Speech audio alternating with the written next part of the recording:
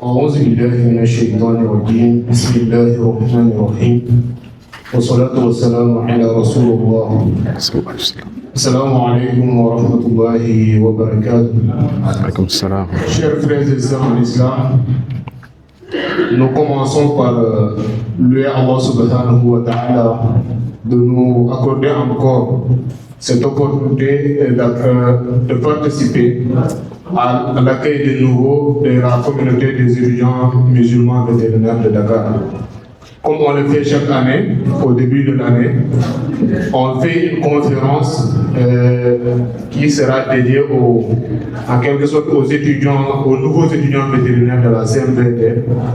Et cette année, on a l'honneur d'accueillir un chef, notre idole, Imam Alpha Diallo, Imam, aujourd'hui vous êtes venu à l'école internationale des sciences et médecine vétérinaire de Dakar, qui regroupe, on peut dire, 14 pays de l'Afrique de l'Ouest.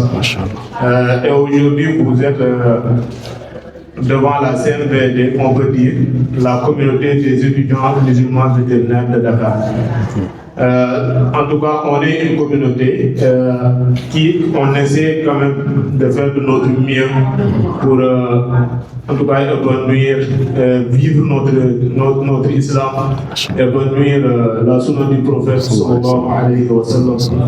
Et aujourd'hui, je pense que pour ne pas plus tarder, notre débat va s'articuler autour de l'entraide entre musulmans. Et pour ne pas trop piétiner sur le thème, devant un tel chef, on ne peut pas dire grand chose. Donc pour ne pas plus tarder, on va lui donner la parole. Imam, Jazakallahu khayr, tafadhal mashkoura wa manjoura. Jazakallahu khair. C'est bon? Je prends celui-là. D'accord. Donc, avant de commencer, on va donner la parole à un de nos camarades qui va nous ouvrir la séance par une lecture du Coran. Cheikh Daouda, tafadhal mashkoura.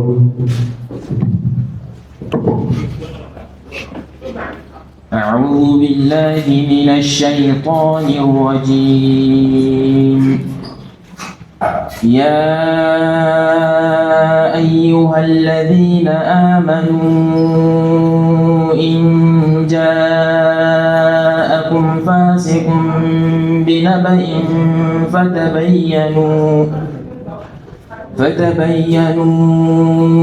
أن تصيبوا قوما بجهالة فتصبحوا على ما فعلتم نادمين. واعلموا أن فيكم رسول الله لو يطيعكم في كثير من الأمر لأنتم ولكن الله حبب إليكم الإيمان وزينه في قلوبكم وكره إليكم الكفر والفسوق والعصيان أولئك هم الراشدون فضلا من الله ونعمة والله عليم حكيم. وإن طائفتان من المؤمنين اقتتلوا فأصلحوا بينهما بالعدل وأقسطوا إن الله يحب المقسطين. إنما المؤمنون إخوة فأصلحوا بين أخويكم واتقوا الله لعلكم ترحمون.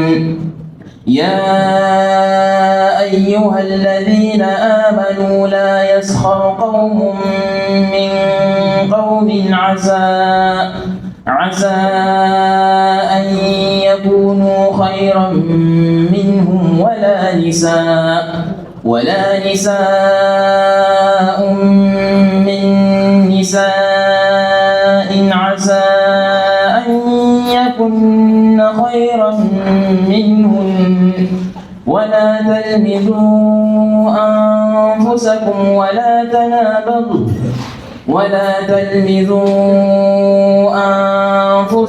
ولا تنابذوا بالألقاب بئس الاسم الفسوق بعد الإيمان ومن لم يتب فأولئك هم الظالمون. جزاكم الله خيرا. أحسن الله إليك. طيب، إن الحمد لله نحمده ونستعينه ونستغفره ونعوذ بالله من شرور أنفسنا ومن سيئات أعمالنا.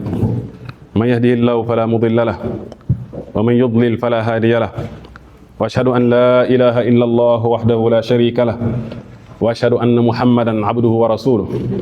يا أيها الذين آمنوا اتقوا الله حق تقاته ولا تموتن إلا وأنتم مسلمون. يا أيها الناس اتقوا ربكم الذي خلقكم من نفس واحدة وخلق منها زوجها وبث منهما رجالا كثيرا ونساء واتقوا الله الذي تساءلون به والأرحام إن الله كان عليكم رقيبا. يا أيها الذين آمنوا اتقوا الله وقولوا قولا سديدا يصلح لكم أعمالكم ويغفر لكم ذنوبكم ومن يطع الله ورسوله فقد فاز فوزا عظيما. أما بعد، فإن أصدق الحديث كتاب الله وخير الهدي هدي محمد صلى الله عليه وسلم وشر الأمور محدثاتها وكل محدثة بدعة وكل بدعة ضلالة وكل ضلالة في النار. أما بعد، السلام عليكم ورحمة الله وبركاته. Après avoir loué Allah subhanahu wa ta'ala et prié sur le prophète Muhammad sallallahu alayhi wa sallam, c'est ce qu'on vous dit, c'est la salutation des gens du paradis. Qu'Allah subhanahu wa ta'ala fasse qu'on soit parmi ces gens-là, qui est assalamu alaikum wa rahmatullah. Vraiment, c'est un plaisir d'être ici avec vous, les étudiants de CMVS. Voilà, moi je venais à l'université, je pense que c'était dans les années 2008-2010. Parce que c'est en 2008, je pense que en 2007 que j'ai eu mon bac. Donc ça fait longtemps que je ne suis pas passé par ici. Vraiment, c'est un plaisir de revenir ici. Et j'ai jamais su qu'ici, il y avait une faculté qui se trouvait ici. Parce que je passais ici tout le temps, mais c'est la première fois que je vois cette faculté-là. Et vraiment, c'est un plaisir d'être ici avec les frères qui sont là. Les frères musulmans. Et comme le prophète sallam le disait, sallallahu alayhi wa sallam, majtama'a qawmun fi baytin min buyutillah yatadarasuna kitab Allah aw yatluna kitab Allah wa yatadarasunahu fima baynahum illa haffathum al-malaika wa nazalat alayhim ar-rahma. Il n'y a pas une assemblée qui se rassemble. Et le but de leur rassemblement n'est que de se rappeler de la religion d'Allah subhanahu wa ta'ala, d'étudier la religion d'Allah subhanahu wa ta'ala, sans que Allah ne fasse descendre les malaïkas, les anges, qui vont faire descendre la quiétude. Et il n'y a pas un oiseau qui vole, qui ne demande pas pardon à ces gens-là, qui demande à Allah subhanahu wa ta'ala qu'il pardonne à ces gens-là qui sont dans une assemblée et qui étudient ou bien qui révisent la religion d'Allah subhanahu wa ta'ala. Et le prophète sallam, il dit même les poissons qui sont dans l'eau ou bien les habitants de l'eau, de la mer, demandent le pardon à Allah subhanahu wa ta'ala pour ces gens-là. On demande à Allah subhanahu wa ta'ala qu'on soit parmi eux. Et il y a un autre hadith du prophète sallam qui dit que Allah subhanahu wa ta'ala, chaque jour, il a des malaïka sayyara. Malaïka sayyara, c'est des anges qui survolent les assemblées. Et quand ils survolent les assemblées, après ils partent vers Allah subhanahu wa ta'ala pour lui donner leur compte rendu. Et Allah, il est le plus savant. Ils viennent à Allah, Allah leur demande, j'ai vu une assemblée dans un lieu tel. Qu'est-ce qu'ils étaient en train de faire? Et là, les malaïques lui disent, on a vu des gens qui étaient assis, qui se rappelaient de vous, qui parlaient de votre religion. Et Allah leur répond, pourquoi ils faisaient ça? Et là, les malaïkas disent, ils l'ont fait seulement pour avoir votre agrément, pour se prémunir de l'enfer et pour entrer dans le paradis. Et là, Allah leur dit, je vais les prémunir de l'enfer et je vais leur faire entrer au paradis. Qu'Allah subhanahu wa ta'ala fasse qu'on soit parmi eux. Et là, les malaïkas disent, il y a quelqu'un, une personne qui passait par là, mais il ne faisait pas partie de cette assemblée-là. Mais il a vu les gens assis qui étudiaient la religion d'Allah, votre religion, mais qui a vu les gens assis, il est venu, il s'est assis. Et Allah dit aux malaïkas, cette personne aussi, je pardonne à cette personne-là. Donc vraiment, ces assemblées, c'est les meilleures assemblées sur terre. Qu'Allah subhanahu wa ta'ala accepte pour nous. Et vraiment, c'est un plaisir d'être ici. Le fait d'être avec des frères musulmans, des frères en islam, des frères en la foi, il n'y a pas quelque chose qui est plus fort que ça, subhanallah. C'est-à-dire, nous, on ne peut pas mesurer le bienfait qu'Allah subhanahu wa ta'ala a fait sur nous. Le fait qu'on soit parmi la umma du prophète Muhammad sallallahu alayhi wa sallam. Vous savez, il y a beaucoup de prophètes avant le prophète Mohammed sallallahu alayhi wa sallam qui enviaient le prophète, le dernier des prophètes.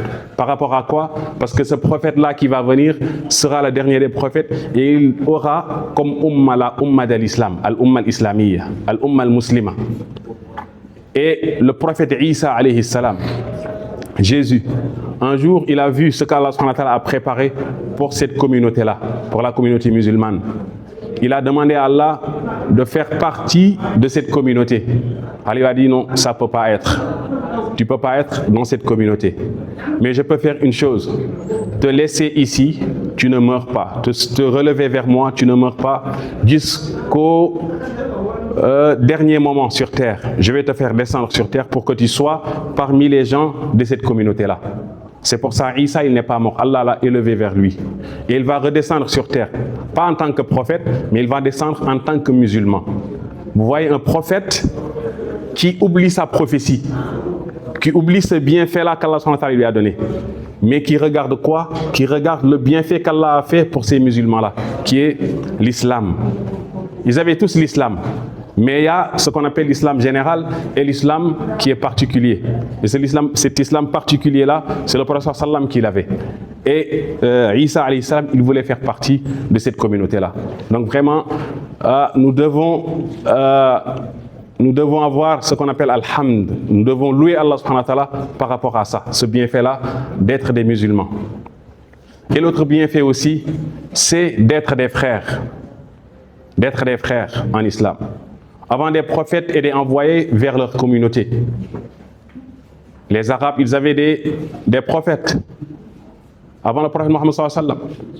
Les Sémites, ils avaient des prophètes. Les autres tribus, les autres ethnies, ils avaient des prophètes. Mais le seul prophète qui a été envoyé pour toute l'humanité, c'est le prophète Mohammed sallallahu alayhi wa sallam. Donc un prophète qui est envoyé vers toute l'humanité, ce prophète-là, son message va être un message universel. Il va casser les barrières, il va casser les couleurs, il va casser les ethnies. Il va venir pour faire quoi? Pour appeler les gens vers une chose qui va les réunir, vers une chose qui va plus regarder l'autre comme un être supérieur, l'autre comme il est meilleur que moi, l'autre comme quelqu'un qu'on doit regarder comme quelqu'un qui n'est rien, qui est un moins que rien. C'est ça qui existait dans les autres communautés. Mais le message qu'Allah subhanahu wa ta'ala lui a donné, c'est pour appeler les gens à ce message universel-là, qui est l'islam, qui rassemble tout le monde. Donc, c'est un bienfait. Et Allah même, il le mentionne dans le Coran. Il dit dans un verset, Jalla wa ala, وَاذْكُرُوا نِعْمَةَ اللَّهِ عَلَيْكُمْ إِذْ كُنْتُمْ أَعْدَاءً فَأَلَّفَ بَيْنَ قُلُوبِكُمْ فَأَصْبَحْتُمْ بِنِعْمَتِهِ إِخْوَانًا. Rappelez-vous, il parlait aux Sahaba, aux compagnons du Prophète sallam. Rappelez-vous de ce bienfait d'Allah subhanahu wa ta'ala. Ce bienfait qu'il vous a donné. Quel est ce bienfait-là? Le bienfait que vous soyez des musulmans. Mais ce n'est pas ça seulement. Que vous soyez des frères. Alors qu'avant, vous étiez des ennemis. Vous vous entretuiez. Vous faisiez du mal entre vous. vraiment, ça c'est un bienfait. Et Allah, il dit que c'est un bienfait. Pourquoi? Il dit ça aux Aws et aux Khazraj. Aws et Khazraj, c'était deux tribus qui étaient à Médine, qui s'entretuaient, qui se faisaient du mal, qui 300 ans avant l'islam, ou bien même 500 ans avant l'islam, s'entretuaient. Ils se regardaient, excusez-moi du terme, en chien de faïence. Et l'islam est venu, il les a rassemblés. Jusqu'à ce qu'on ne puisse plus voir quelqu'un dire que lui c'est un Aws, l'autre c'est un Khazraj. C'est l'islam qui a fait ça. Donc, avant même de parler de ce qu'est l'entraide entre musulmans, il faut parler de ce bienfait qu'Allah subhanahu wa ta'ala nous a donné, d'être des frères en islam. Et l'islam ne peut pas aller de l'avant si nous, en tant que musulmans, on ne se considère pas comme frères. Parce qu'Allah, il l'a dit. Et le frère, le cheikh, vient de réciter ça tout de suite. Il a dit « Innamal mu'minuna ikhwa ». Vraiment, les vrais frères, les frères par excellence, les frères qu'Allah subhanahu wa ta'ala, la fraternité qu'Allah subhanahu wa ta'ala reconnaît, c'est la fraternité dans la religion. C'est seulement ces gens-là qui sont frères. La fraternité dans la religion. Et le prophète sallam, celui-là à qui Allah a fait descendre le Coran sur lui, celui-là qui faisait l'exégèse du Coran, quand il parlait de ça, il a dit La yu'minu ahadukum hatta yuhibba li akhihi ma yuhibbu li nafsihi. Vous ne serez vraiment pas des musulmans, de vrais musulmans, tant que le musulman n'aimera pas pour son prochain ce qu'il aime pour lui-même. Tant que toi, tu n'aimeras pas ce que tu aimes pour ton prochain, ce que tu aimes pour toi, tu n'aimeras pas ça pour ton prochain, tu ne seras pas un vrai musulman. Et c'est ce que le prophète sallam disait. Donc, l'islam ne peut pas aller de l'avant sans qu'on ait ces deux choses-là, c'est-à-dire al-iman, la foi et la fraternité.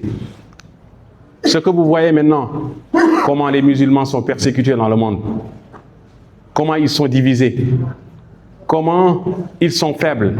Alors qu'avant, du temps du prophète sallam, quand on disait à un pays ou à un empire, Muhammad et ses compagnons vont venir dans un mois, tout l'État tremblait. Pourquoi? Parce que ces gens-là, ils savaient que le prophète et ses compagnons, c'était un seul cœur. C'était un seul homme qui parlait. Ils se regardaient en frères. Ils se regardaient en frères. Et ils savaient que la fraternité, ce n'est pas quelque chose qu'on dit comme ça. Non. C'est un acte d'adoration. C'est un acte d'adoration. Le fait d'être frère en islam, c'est un acte d'adoration.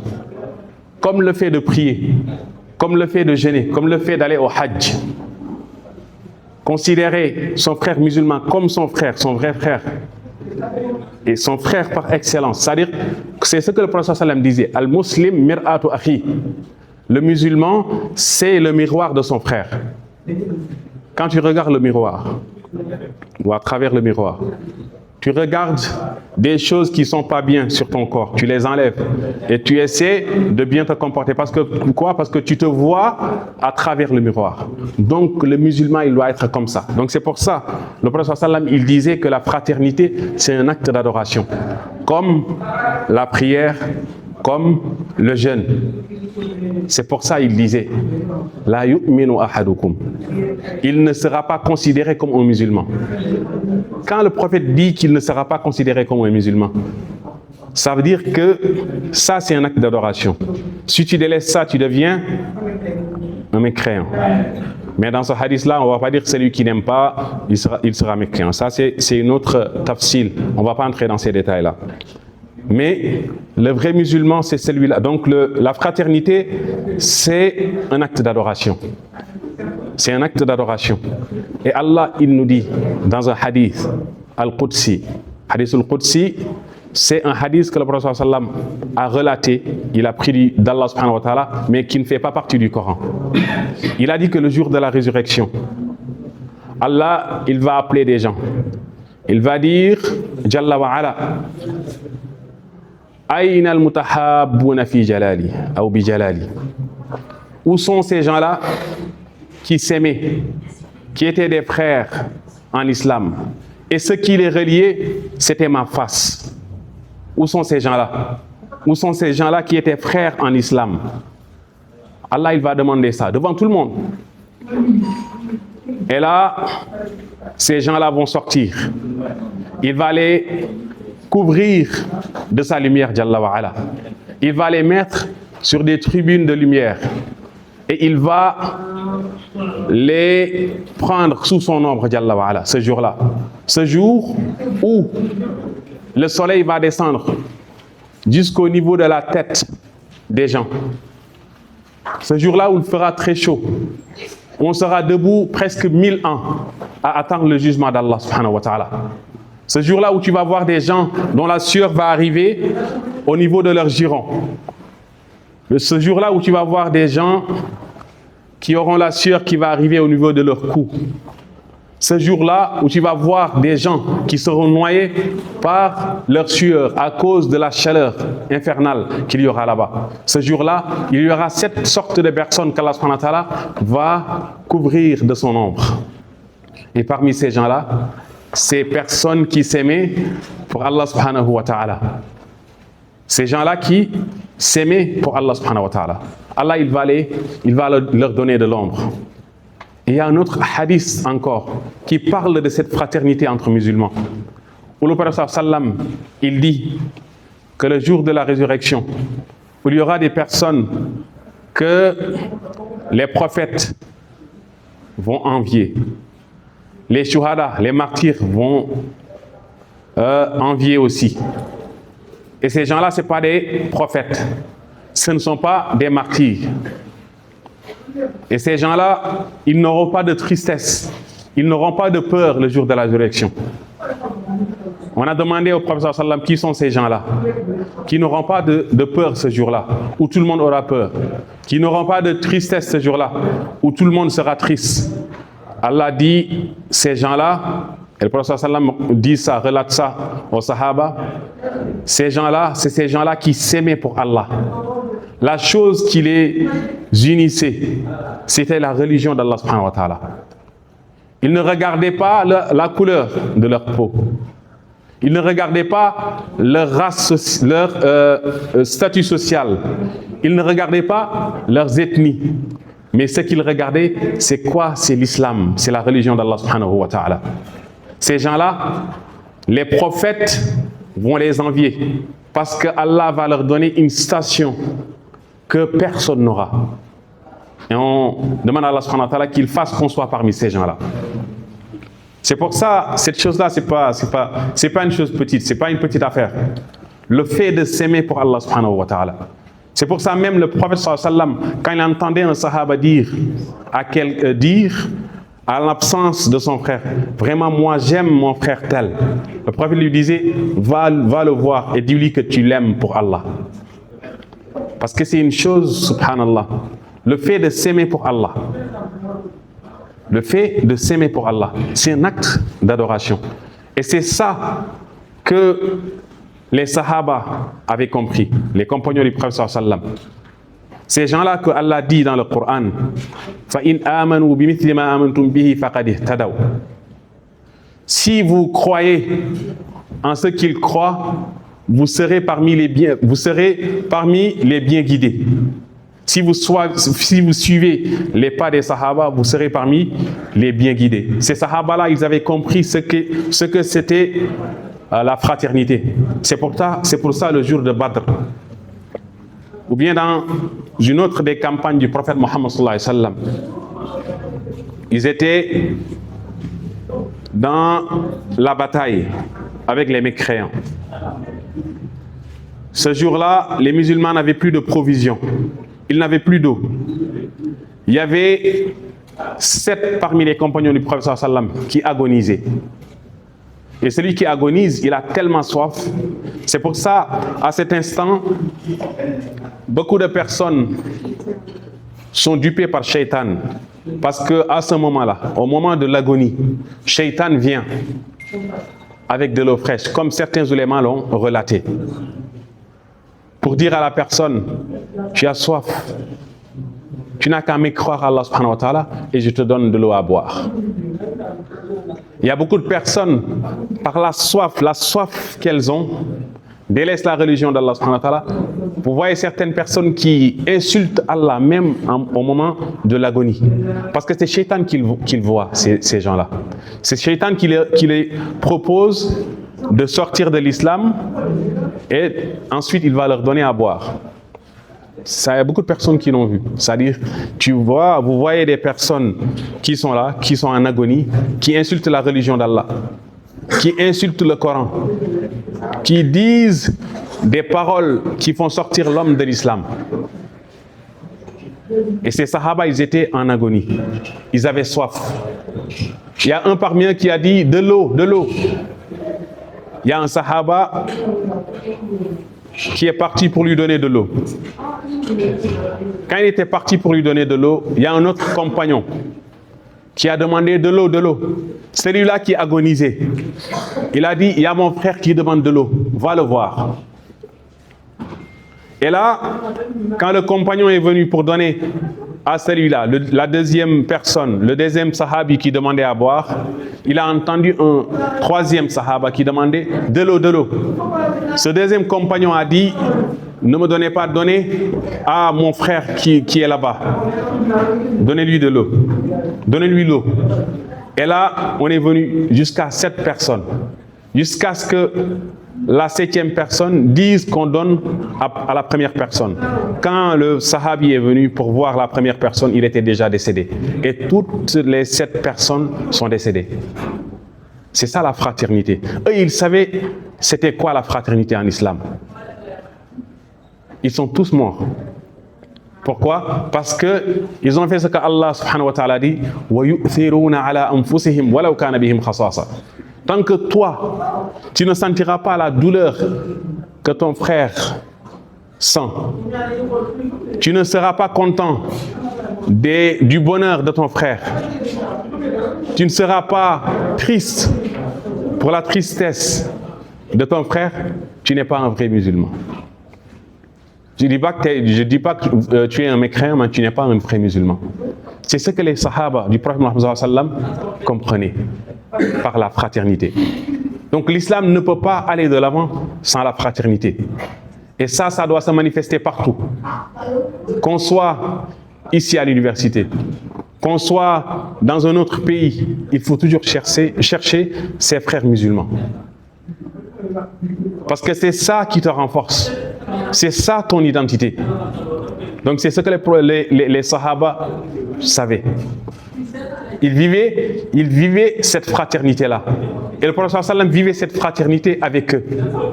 Le jour de la construction de sa mosquée sallallahu alayhi wa sallam, il était avec ses sahaba. Il n'a pas dit que moi je suis le prophète d'Allah, je vais les laisser faire. Non. Il a dit, mes frères sont en train de travailler. Moi aussi je vais aller travailler avec eux. Il travaillait. Il soulevait les briques sallallahu alayhi wa sallam. Le jour de Khandaq, quand on creusait les tranchées, quand les mécréants voulaient attaquer Médine, et que Salman al-Farisi avait dit pour contourner ces gens-là, pour qu'ils n'entrent pas dans Médine, il faut qu'on creuse des tranchées autour de Médine. Comme ça, ils ne pourront pas rentrer. Ce jour-là, le prophète sallam était parmi ceux qui creusaient ces tranchées-là.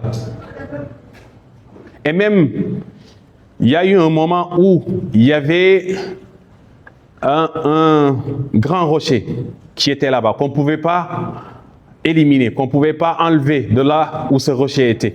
C'est le prophète sallam qui est venu pour écraser ce rocher-là, sallallahu alayhi wa sallam.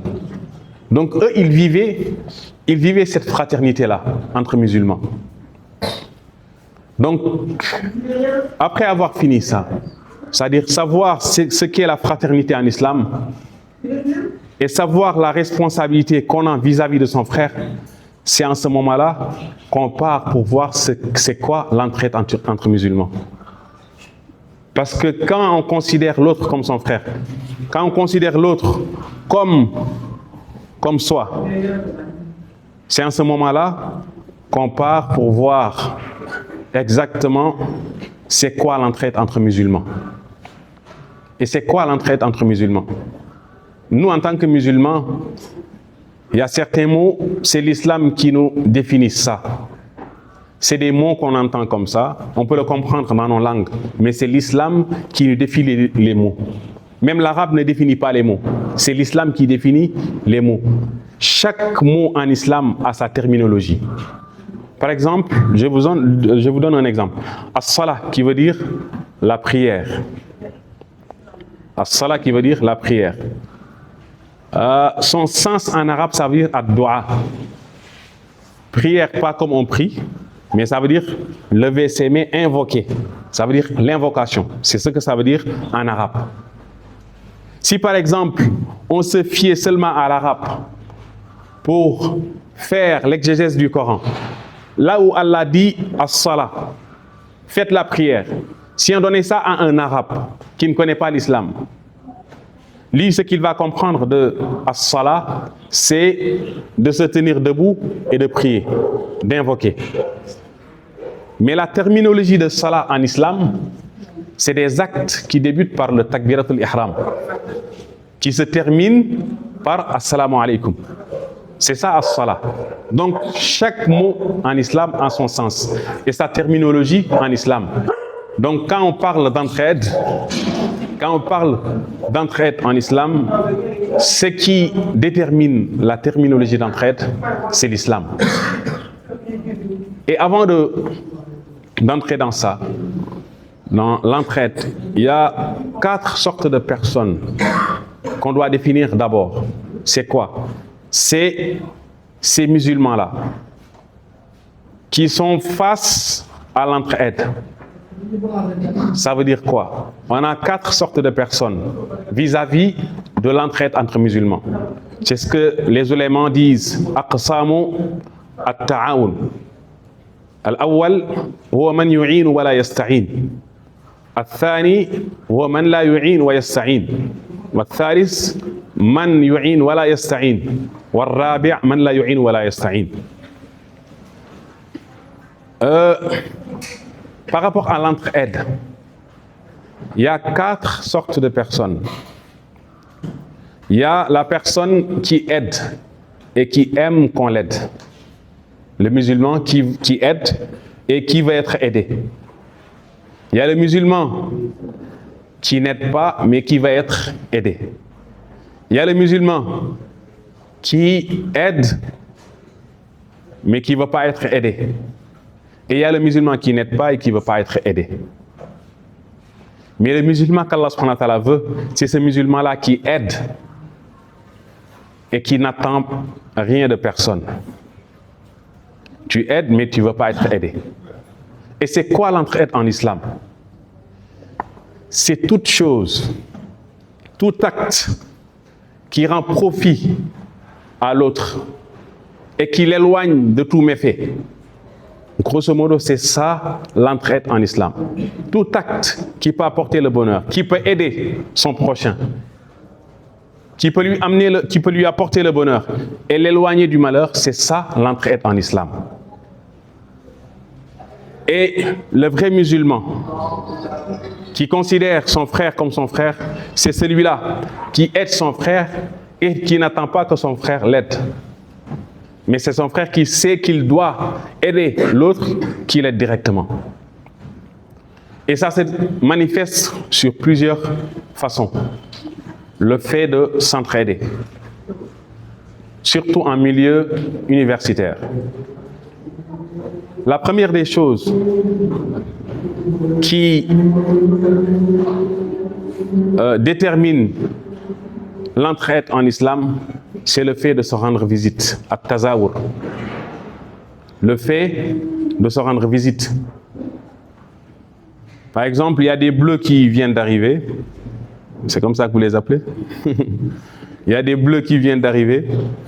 Bon, qui savent rien de la vie universitaire, qui sont là, qui ne connaissent pas les rouages de l'université, comment ça se passe. Et c'est vos frères musulmans d'aller vers eux et de leur faire ce qu'on appelle az-ziyara, de les rendre visite. Et ça ne se limite pas seulement aux bleus, ça se limite aussi, ça s'étend aussi sur ton frère que tu vois tous les jours et du jour au lendemain, tu ne le vois plus. Ou ton frère ou ta sœur que tu vois à la mosquée, du jour au lendemain, tu la vois plus. Tu pars pour faire ce qu'on appelle az-ziyara. Ça c'est la première chose. C'est la première manifestation de l'entraide en islam. Parce que tu ne peux pas aider la personne dont tu ne connais pas ses problèmes. Ou bien sur quoi tu vas l'aider. Faire ce qu'on appelle az-ziyara. Et ça, le prophète sallam le faisait. Ses compagnons aussi, ils faisaient az-ziyara. Et c'est quelque chose de très très important. Et quand vous faites cette visite-là, cette ziyara-là, vous le faites pour Allah subhanahu wa ta'ala. Pourquoi je pars pour rendre visite à mon frère? Pourquoi je pars pour voir mon frère? Et rendre visite, ce n'est pas seulement aller vers lui, c'est aussi de l'appeler au téléphone. Je le fais pour Allah subhanahu wa ta'ala. Le prophète sallam, il nous dit dans un hadith qu'il y avait un homme qui était sorti de son village. Il allait rendre visite à un de ses frères qui était dans un village lointain. Et il faisait ça pour Allah subhanahu wa ta'ala. Et quand il était en route, Allah a envoyé un ange qui l'a intercepté, qui lui a dit « Où allez-vous » Il a dit « Je vais au village tel. » Pourquoi faire? Pour rendre visite à un frère. Est-ce qu'il vous doit quelque chose ou vous lui devez quelque chose? Il dit non, il ne me doit rien et je lui dois rien. C'est juste mon frère en Allah et je pars pour lui rendre visite. Et l'ange lui a dit, et pourquoi tu fais ça? Il dit, je le fais pour Allah, pour avoir la miséricorde d'Allah. Et là, l'ange partit. L'ange avait pris la forme humaine. Et là, il part vers Allah subhanahu wa ta'ala. Il lui raconte ce qui s'est passé. Et Allah, il est le plus savant. Allah dit, dites aux malaïkas que cette personne-là, qui rend des visites à son frère, je l'aime. Et que tous les anges des cieux et de la terre doivent l'aimer. Et il veut ma miséricorde, je lui ai donné sa miséricorde. Et ceci pour toutes les personnes qui se rendent visite. Donc, chaque fois que vous rendez visite à vos frères, ici à l'université, à l'extérieur, hors de l'université, ou bien n'importe où, vous le faites pour Allah subhanahu wa ta'ala, sachez que vous rentrez dans ce hadith du prophète Mohammed sallallahu alayhi wa sallam. C'est pour ça, les pieux prédécesseurs, quand ils entendaient ces hadiths-là, ils ne disaient pas que c'était juste des hadiths qu'on raconte. Voilà, ces gens-là, ils sont meilleurs que nous, on ne peut pas arriver au niveau de ces gens-là. Parce que c'était les compagnons du prophète sallam, ou bien c'était les gens qui vivaient avant, les vrais croyants. Le musulman, il ne dit pas ça. Il dit, puisqu'ils l'ont fait, et qu'Allah l'a dit dans le Coran, et le prophète sallam l'a dit, moi aussi je vais faire pour atteindre ça. Parce que, comme le disait le prophète sallam, Inna ar-rajula la yablughu bi niyyatihi ma la yablughu bi amali. L'homme peut atteindre par son intention, par son vœu sincère, ce qu'il ne peut pas atteindre par ses actes. Par ses actes. Par votre intention, vous pouvez avoir des choses inimaginables qu'Allah subhanahu wa ta'ala peut vous donner. C'est juste l'intention. Même si vous ne le faites pas, avoir l'intention et de se lever pour ça, Allah va vous rétribuer par rapport à ça. C'est pour ça, parmi ses pieux prédécesseurs, il y avait un savant qu'on appelait Ahmad ibn Hanbal. Ahmad ibn Hanbal, rahmatullahi ta'ala alayhi. Ahmad, il vivait à Bagdad. Bagdad, c'est la capitale de l'Irak, qu'on appelle Bagdad en français. Il était parti à Marw pour rendre visite à un de ses frères, un des grands mashayikh, un alim, un savant, qui s'appelait Ishaq ibn Rahouya, ou Ishaq ibn Rahouay. Ahmad était parti jusqu'à Marw. il a marché de Bagdad jusqu'à Marou pour rendre visite à son frère, Ishaq ibn Rahouya. Et entre Bagdad et Marou, c'est des centaines de kilomètres. C'est comme pour dire entre Dakar et Tambacounda. C'est-à-dire sortir de Dakar, marcher jusqu'à Tambacounda pour rendre visite à son frère. Pourquoi? Parce qu'il a vu le hadith, ce hadith-là, que le prophète sallam a dit que cet homme-là, Allah a dit qu'il l'aimait. Et il a dit qu'il a ordonné aux anges d'aimer cette personne-là. De ceux qui vivent dans les cieux et sur la terre, d'aimer cette personne-là. Il a vu dans le hadith qu'Allah subhanahu wa ta'ala a donné sa miséricorde à cette personne-là qui rendait visite à son compagnon. Il a dit que moi aussi je veux ça. C'est pour ça qu'il a marché de Bagdad à Marou. Il était parti, Ahmad ibn Hanbal, jusqu'à Marou. Arrivé à Marou, il ne savait pas où habitait Ishaq ibn Rahouya. Il entendait juste qu'à Marou, il y avait un savant qui était là-bas, qui appelait à l'islam, qui enseignait la religion. Les gens parlaient du bien de cette personne-là. Il a dit, c'est mon frère musulman, je vais aller lui rendre visite. Il ne le connaît pas. Il ne connaît pas Ishaq ibn Rahouya. Et là, il est arrivé à Marou, là où Ishaq habitait. Et il y avait des pluies torrentielles à Marou. Ahmad ne savait pas où aller. Il est parti, il a vu une mosquée, il est rentré dans la mosquée, Ahmad ibn Hanbal.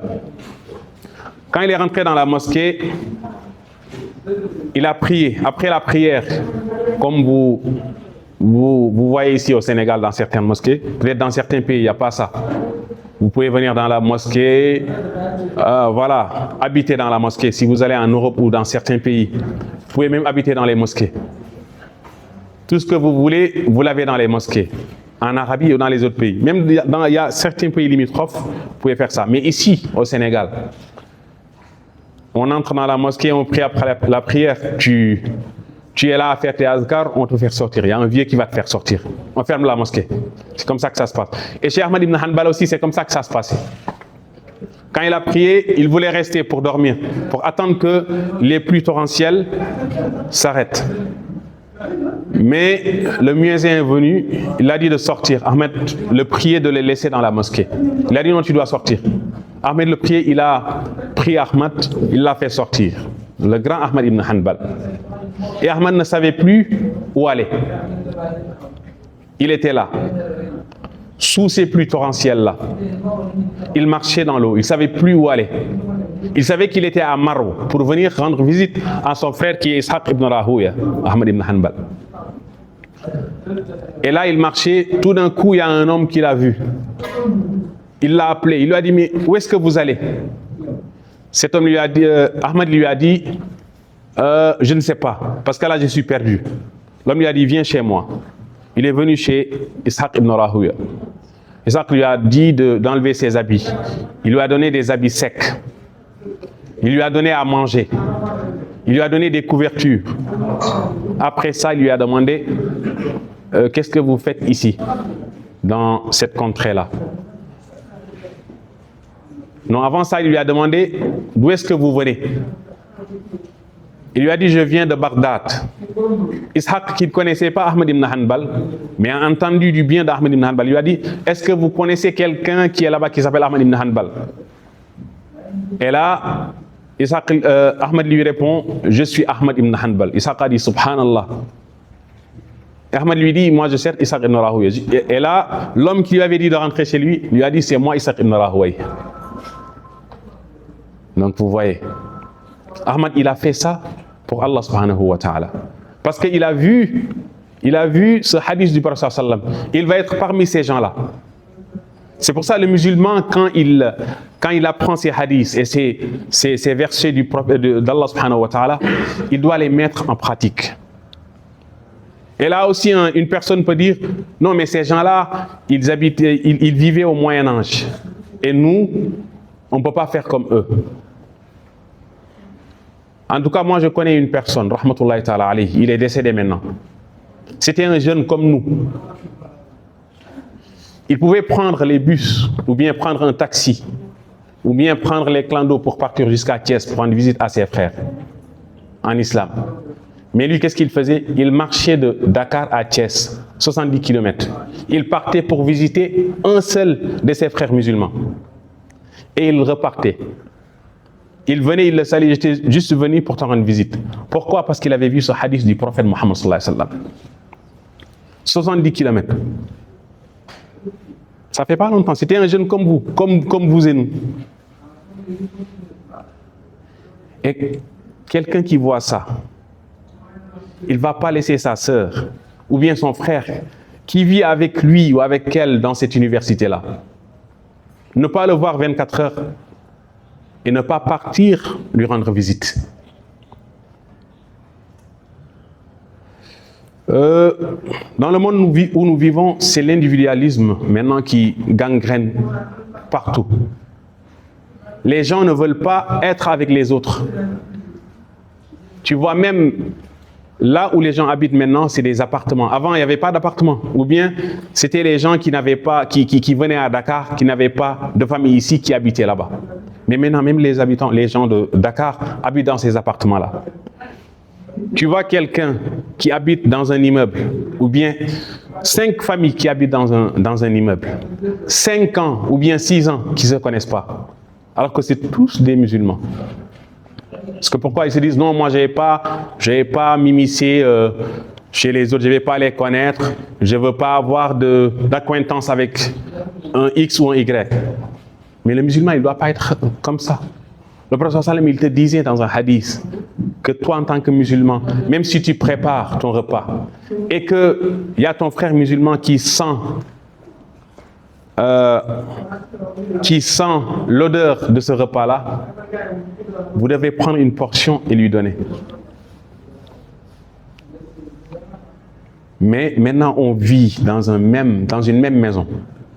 On ne se connaît pas. On vit dans une même fac, on ne se connaît pas. Et on se dit qu'on est musulman. On reste 2 jours, 1 semaine, 1 mois, on ne voit pas un de nos frères, on ne lui rend pas visite. On est là avec nos frères 5 ans, ou bien 4 ans, ou bien 3 ans. On ne connaît pas le numéro de téléphone d'un de nos frères. Ça ne doit pas être. Ça ne doit pas être. Vous devez être ensemble. Vous devez vous rendre visite mutuellement. Vous devez vous inquiéter des absences de certains qu'on ne voit plus. Même ces frères-là, par exemple, qui prennent vacances. Vous prenez les vacances, il y en a qui partent dans les régions, il y en a qui restent à Dakar, il y en a qui partent dans leur pays. Il faut les appeler, rendre visite, faire la ziyara. Même avec un coup de téléphone. Ce que le prophète sallam dit dans ce hadith-là, qu'Allah a préparé pour cette personne qui a rendu visite à son frère. Tu le fais sincèrement pour Allah, Allah il va te donner la même chose. Donc la première des choses, c'est de se rendre visite. L'autre chose aussi, c'est de s'entraider. C'est de s'entraider. C'est ce que le prophète sallam disait. Mathalul mu'minin fi tarahumihim wa tawaddihim كمثل الجسد الواحد إذا اشتكى منه عضو تداعى له سائر الجسد بالسهر والحمى. Il disait sallallahu alayhi wa sallam, les hommes, les musulmans, par leur compassion, par leur amour mutuel, sont comme un seul corps. Comme un seul corps. Quand une partie du corps fait mal, toutes les autres parties ressentent ça. Le musulman a de la compassion envers son frère. Tu vois ton frère qui est triste, tu es triste avec lui. Tu vois ton frère qui est content, tu es content avec lui. Parce que le prophète sallam, il a dit, ils sont comme un seul corps. Parce que là, quand on a un mal de dent, une dent qui fait mal, tout le corps ressent ça. Des fois même, on ne sait plus où est-ce que ça fait mal. Ouais. Des fois, on a mal au pied, c'est tout le corps. Donc le musulman doit être comme ça. Tout ce qui fait mal à ton frère te fait mal. Ton frère est malade. Tu lui rends visite. Tu l'aides si tu peux l'aider. Tu peux lui acheter des médicaments alors qu'il n'a pas de quoi acheter des médicaments. Tu achètes ça pour lui.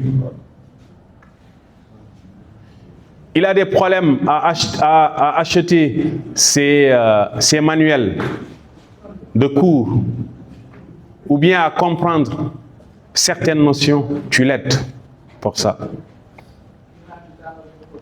Parce que quand il échoue aux examens, c'est comme si c'est toi qui échouais. Ouais. C'est ça le vrai musulman. Quand ton prochain échoue, c'est toi qui échoues. Donc pour ça, je ne vais pas laisser mon frère échouer. Je vois que lui, il n'en prend plus ses leçons maintenant. Ou bien il ne vient plus en cours. Je me considère comme moi, je ne vais plus au cours. Je l'approche. J'essaie de parler avec lui pour voir le problème. Pour voir le problème et l'aider. Mais celui-là qui se dit, moi je m'en fous des problèmes des autres, excusez-moi du terme. Hein. S'il a des problèmes, c'est son problème. Mais toi, tu ne le considères plus comme ton frère. Et on avait dit que le musulman, c'est le frère du musulman.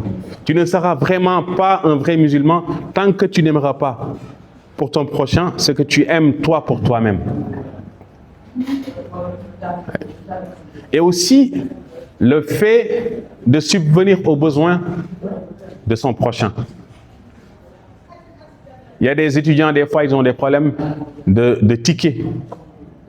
C'est ton frère.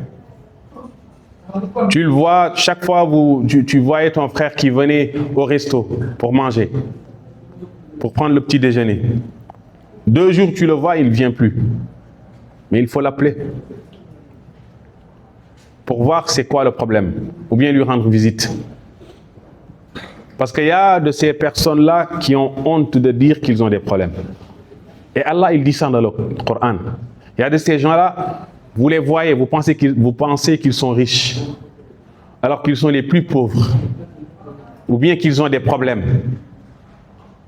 Donc si tu ne t'approches pas d'eux, tu n'essaies pas d'avoir cette amitié avec eux, de leur rendre visite, et de considérer ce frère-là ou cette sœur-là comme vous-même, il va souffrir sans que tu le saches. Il y a de ces frères-là qui ont des problèmes de tickets de resto. Il y a de ces frères-là qui ont des problèmes même pour photocopier des documents. Tu aides ton frère par rapport à ça. Si tu vois que l'aider, ça peut poser un problème, vous en tant qu'une communauté musulmane qui est là, de voir comment faire, de vous organiser pour voir ces cas-là et dire à un des frères de prendre, par exemple, il a un problème de photocopier un document, ou bien un problème de petit-déj, ou bien un problème de repas, ou bien un problème de dîner. Vous achetez des tickets et vous lui donnez ça, sans même lui donner de l'argent. C'est-à-dire, il faut que la communauté se parle entre elles. Les personnes qui sont dans cette communauté-là. Voir où sont les problèmes et essayer de régler ça. L'autre chose aussi, c'est dans l'entraide, c'est de ne pas diffuser, de ne pas mentionner les défauts de ses frères ou de ses sœurs. Et ça, c'est trop répandu à l'époque où nous vivons.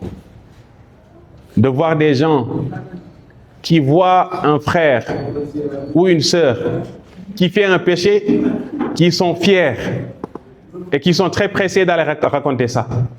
Nous ne sommes pas des prophètes. Nous ne sommes pas des anges. Et le prophète sallam, il disait « Kullu bani Adam khata ». Tous les fils d'Adam sont des fauteurs. Ils font des péchés, sont des pécheurs. Mais le meilleur d'entre eux, c'est celui-là, quand il fait un péché, il se retourne vers Allah subhanahu wa ta'ala, il demande pardon à Allah subhanahu wa ta'ala. Tu vois un de tes frères, par exemple, je donne un exemple. Tu vois un de tes frères qui serre la main à une femme. Cache-toi. Il faut se cacher. Parce que peut-être quand il va te voir, il aura honte. Cache-toi. Et ne va pas dire aux autres frères, je l'ai vu serrer la main, ou bien faire l'accolade, à une des filles de l'université. Cache-toi et fais 2 rakas. Prie pour lui, pour qu'Allah subhanahu wa ta'ala le pardonne. Si tu veux le conseiller de manière indirecte, il faut faire ça. Il y a de ces frères, par exemple, qui fument, mais qui ont honte que tu saches qu'ils fument. Tu les vois fumer. Pour montrer que tu les vois fumer, tu viens jusqu'à les voir. Ah, toi, tu fumes. Subhanallah, tu m'as déçu. Non, il ne faut pas faire ça. Il faut se cacher. Il ne faut pas lui montrer que je t'ai vu fumer. Non. Il faut prier à Allah et essayer de contourner ça et de voir comment faire pour qu'il délaisse ça. Ça aussi, ça fait partie de la fraternité. Il y avait un savant, il avait mis de l'argent dans ses habits, dans ses poches. Et quand il était sorti, il y avait un homme qu'il estimait, qui est rentré dans sa chambre, qui a trouvé l'argent dans sa poche. Et là, le savant, il a vu le monsieur qui était en train de voler. Il est reparti, il s'est caché. Jusqu'à ce qu'il vole, il l'a laissé partir. 3 jours après, il a appelé le monsieur. Il lui a donné, par exemple, disons, il a volé 50 000. Il lui a donné 150 000. Par cet acte-là, cet homme a laissé le vol. Il n'a plus volé de sa vie. Parce que, comme on dit, nous, si on pèse nos langues et qu'on pèse les autres parties de notre corps, les autres parties de notre corps vont dominer la langue, parce que la langue ne pèse pas lourd. Donc, la meilleure des prédications, c'est la prédication par les actes. C'est ça que je veux dire par là. Il ne faut pas être là à le mentionner devant tout le monde. Parce que tu ne sais pas, tu vis, tu es vivant. Il y a des gens qui étaient, machallah, au top, des pieux, mais parce qu'ils ont divulgué des secrets, des défauts, des péchés de leurs frères, ils ont fait les mêmes péchés que leurs frères là. Et pire même. Et pire même. Et ça, c'est répandu maintenant. C'est répandu maintenant. Et le prophète sallam, il disait, celui qui montre les défauts de son frère, celui qui parle des péchés de son frère devant tout le monde, Allah va révéler ses péchés devant tout le monde. Même s'il se cache. Allah il va révéler ça devant tout le monde. Donc, ça fait partie de l'entraide de faire ce qu'on appelle as-sitr. Quand tu vois ton frère dans quelque chose qui est répréhensible, il ne faut pas lui montrer que je t'ai vu, non. Prie pour lui et essaie de le sermonner de manière indirecte. De manière indirecte. Ou bien tu le vois, il fait quelque chose, tu le vois, tu as le visage renfrogné. Pour lui montrer que toi, tu montres que tu es pire alors que tu es pire que Iblis. Non. Nous ne sommes pas des malaïkas. Nous ne sommes pas des anges. Donc ça fait partie de l'entraide entre frères musulmans qu'on se couvre. Parce que le jour où on dira, celui-là il a fait ça, c'est comme si toi tu l'avais fait, parce que c'est ton frère qui l'a fait. C'est le musulman qui l'a fait. Et pour illustrer ça, il faut aller en Europe ou bien dans certains pays où les musulmans sont minoritaires. Si quelqu'un fait quelque chose de répréhensible, si c'est un musulman, ils ne disent pas un tel a fait, les musulmans ont fait. Pourquoi? Parce qu'ils considèrent les musulmans comme une communauté. Et c'est ça qui devrait être. C'est ça qui devrait être. Il faut couvrir les défauts de son frère. Et il y a ces choses aussi qui gâchent cette fraternité, qui détruit cette entraide-là. C'est le fait de tout le temps conseiller, surtout en matière de religion. Tout le temps. Et de faire ce conseil-là, comme par exemple, tu minimisais la personne. Ouais. Toi, vraiment, tu es un moins que rien. Vraiment, toi, dans les actes de bonté, voilà. Ça aussi, c'est pas bien. Al-mu'ataba, kathratul mu'ataba. Chaque fois, il faut faire ça, il faut faire ça. Chaque fois. Et minimiser son frère. Ça aussi, ça détruit l'entraide. L'entraide entre frères. Ce qui détruit aussi l'entraide entre frères, c'est le fait que ton frère te dise un secret.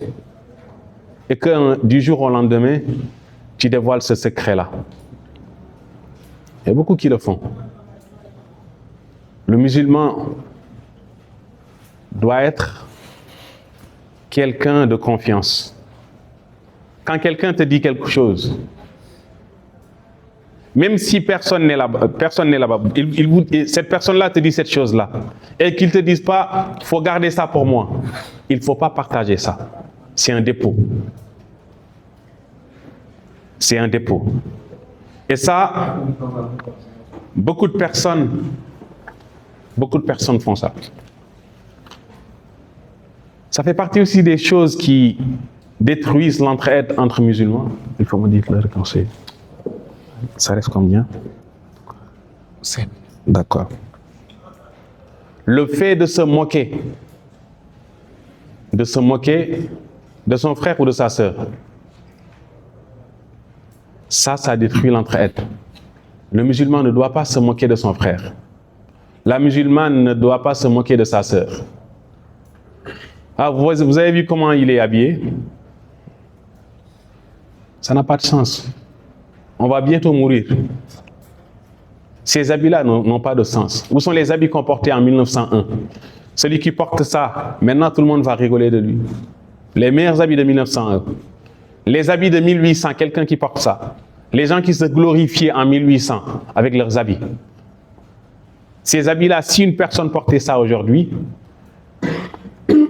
toutes les personnes allaient rigoler de cette personne-là. Ça ne veut rien dire. Vous avez vu comment il est habillé? Vous avez vu comment il est habillé? Saboter. Il ne faut jamais saboter son frère. Il ne faut jamais se moquer de son frère. Ouais. Lui donner des sobriquets, c'est pas bien.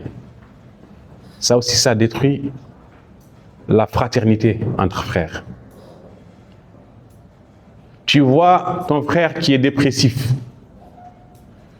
ton frère qui est en burn-out parce que voilà, les cours sont durs, il ne sait plus quoi faire, il commence à divaguer, à raconter du n'importe quoi, tu te moques de lui. Il y a beaucoup de personnes qui sont devenues folles, des personnes qui sont devenues folles à cause de ça. Au début, ils n'avaient pas de problème, mais elles commencent à se moquer d'elles. Ça continue, ils peuvent plus, ils n'ont pas cette carapace qui peut résister à tout. Ils vont vite migrer vers la folie. Et bonjour les dégâts. Il ne faut jamais saboter son frère, jamais saboter sa sœur. C'est pas bien. Parce que celui que tu sabotes aujourd'hui, celui que tu te moques de lui ou d'elle aujourd'hui, peut être ton directeur ou ta directrice, ou bien ton président ou ta présidente. Ou bien, il peut être parmi les gens qui seront au haut degré du paradis avec le prophète Mohammed sallallahu alayhi wa sallam. Alors que toi, tu peux être dans l'autre côté. C'est ce qu'Allah subhanahu wa ta'ala nous dit dans Surat al-Mutaffifin. Il y avait des gens qui voyaient les musulmans passer, qui se moquaient de ces gens-là. Regardez ces gens, c'est moins que rien. Voilà, Mohammed, il est seulement suivi par les pauvres. Regardez-les, avec leurs habits. Allah, qu'est-ce qu'il a dit? Ah, il se moque d'eux. Le jour de la résurrection, ces gens-là vont se moquer d'eux. Ils seront sur des divans. Ils seront au paradis. Et ces gens-là seront en enfer et ils vont se moquer d'eux. Donc il ne faut jamais se moquer de son frère. Parce que ça détruit l'entraide.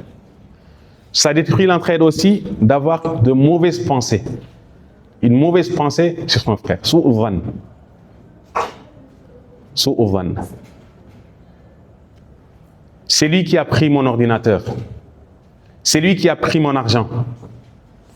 Parce que c'est lui qui était dans la chambre. C'est lui qui a volé mon portable.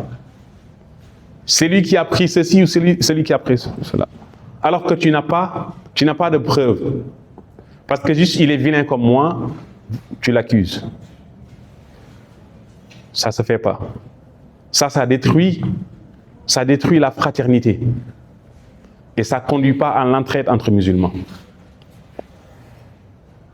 Et c'est ce que le prophète sallam disait. Iyyakum wa dhann fa inna dhanna akdhabul hadith.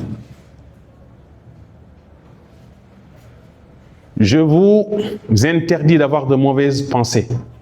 Je vous interdis d'avoir de mauvaises pensées. Parce que les mauvaises pensées sont les plus mensongères des paroles. C'est ce que le prophète sallam disait. Il ne faut pas avoir une mauvaise pensée de son frère. Il faut toujours avoir une bonne pensée de son frère ou de sa sœur. Ou de sa sœur. Et ça détermine l'homme ou la femme que tu es.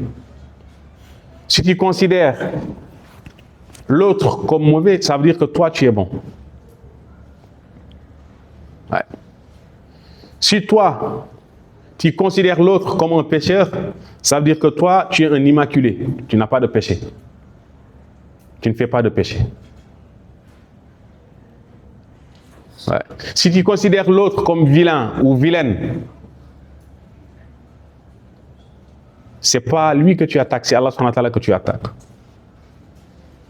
Parce que l'artiste qui fait son œuvre d'art, tu viens pour saboter, pour dire ah c'est moche. C'est pas l'œuvre d'art, mais c'est l'artiste. Donc celui qui se moque des créatures d'Allah subhanahu wa ta'ala, il se moque d'Allah subhanahu wa ta'ala. Il ne faut pas se moquer et il ne faut pas avoir de mauvaises pensées de ses frères. Je pense que l'heure qui nous était impartie est finie. On avait beaucoup de choses à dire, mais je pense qu'on va s'arrêter à ça. Tout ce qui a été bon, ça vient d'Allah subhanahu wa ta'ala, et tout ce qui a été moins bon ou mauvais, ça vient de moi. Comme Allah subhanahu wa ta'ala le dit, wa khuliqal insanu da'ifa. On a créé l'homme en état de faiblesse. Subhanakallahumma bihamdik, nashhadu an la ilaha illa ant, nastaghfiruka wa natubu ilayk. Assalamu alaykum wa rahmatullahi wa barakatuh.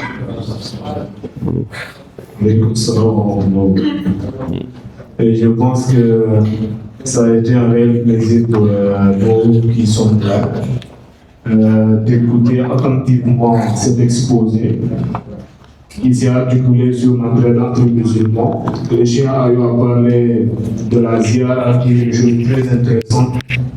Et je pense que nous allons le retenir tous à travers l'histoire qu'il a eu à nous donner. En tout cas, je pense qu'à l'issue de cette conférence, tout un chacun va essayer de se débrouiller pour faire partie des gens qui sont cités sur ce hadith. Le cheikh a eu à nous parler de l'entraide entre musulmans et a eu à parler de certains points qui sont très intéressants, que je vais énumérer rapidement. Les musulmans forment un seul corps. Le musulman doit aimer pour son prochain ce qu'on aime pour soi-même. Il ne faut pas diffuser les défauts de son frère. Il ne faut pas aussi diffuser les secrets de son frère. Et le musulman ne doit pas se moquer de son frère. Donc je pense que sur ces points, il y a beaucoup de leçons qu'on a eu à tirer aujourd'hui. Et on prie Allah subhanahu wa ta'ala de nous donner une bonne entente qui sera suivie par des actions. On avait prévu de faire des questions-réponses, mais je pense que là, le temps ne nous le permet plus.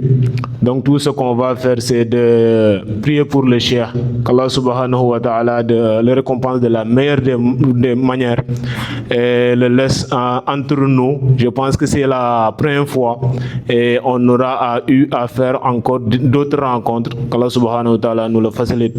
Donc, ya cheikh, jazakallahu khayr, qu'Allah subhanahu wa ta'ala vous récompense de la meilleure des manières. Et donc, comme c'est l'approche de l'heure de la prière, nous allons mettre fin à cette conférence. Et coordinateur, si vous avez quelque chose à dire, des mots à l'endroit du conférencier. Assalamu alaikum. Wa alaikum salam wa rahmatullahi wa barakatuh.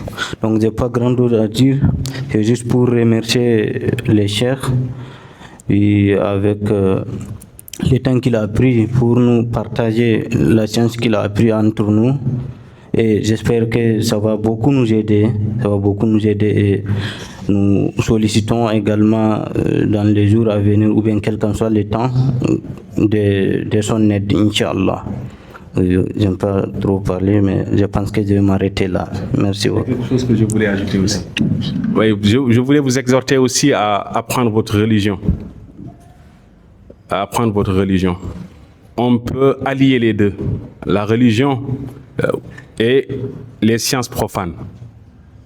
On peut apprendre le Coran, apprendre sa religion et les sciences profanes. On peut exceller ici et exceller dans sa religion.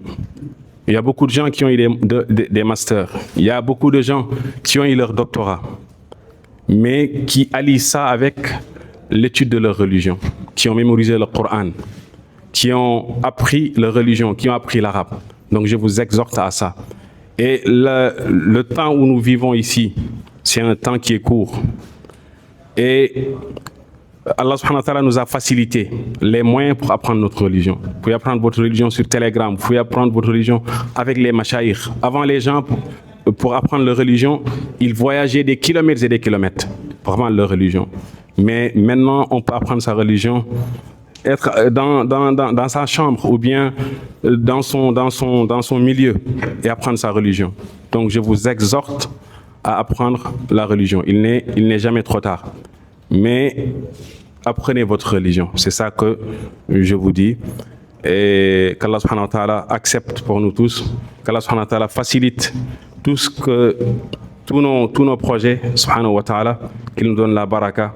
Qu'il nous donne longue vie dans son adoration, Jalla wa ala, et qu'il accepte cette assemblée parmi les assemblées qu'il a agréées, Jalla wa ala, et qu'il fasse de nous des clés de réussite, des clés du bonheur, et qu'il fasse de nous des clés qui referment le malheur.